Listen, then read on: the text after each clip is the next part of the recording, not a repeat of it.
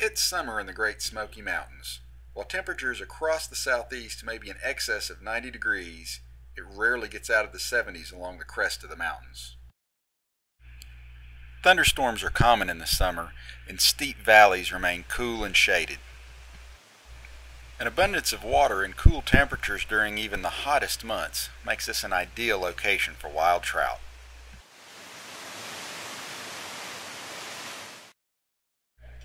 Trout are commonly found as low as 1,500 feet, but native brookies usually start to show up somewhere around 3,000 feet.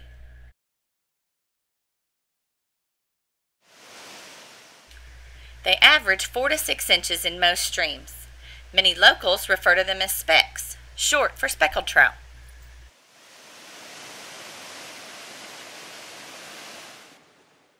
Historically, they were found in bigger streams and grew larger, but they've since been replaced by rainbow trout, which were introduced in the 1920s.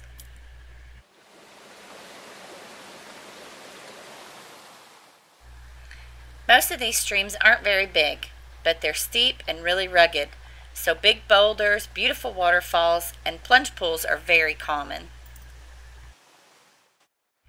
There are a few wild brook trout streams in the Smokies that follow along roads, but most of them require a bit of a hike.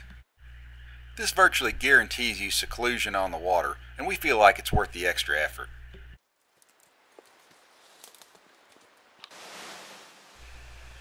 Dense thickets of rhododendron make it difficult to access the water even when trails parallel a stream. This means we get in the water and usually stay in the stream most of the day.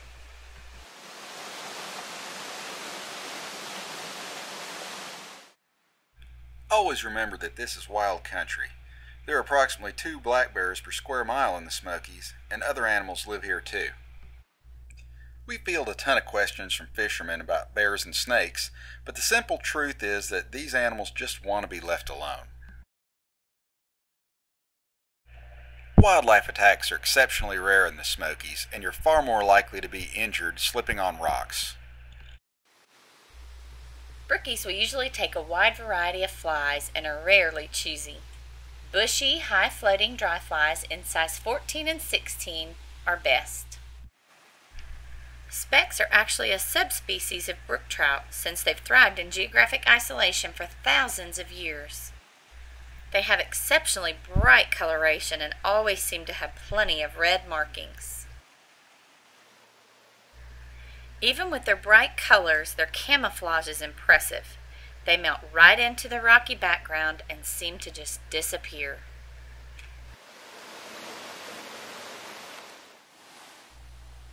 Specks over 8 inches are pretty rare, and very few of these fish will ever grow to more than 10 inches long.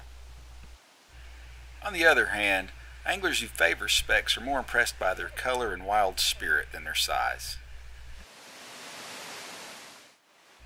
Even though the brook trout are aggressive, they are a wild fish, so they'll flee at the first sight of danger. It's important to stay hidden and fish upstream. Wade as little as necessary and try not to disturb calm water.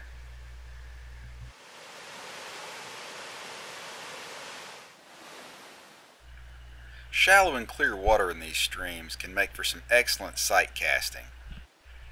Move slowly and watch closely as you move along.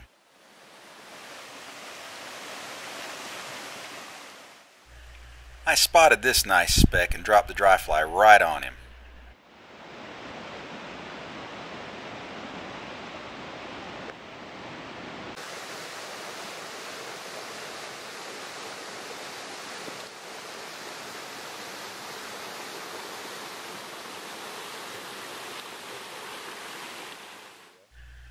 I first noticed this fish in the stream when I saw his bright red fins.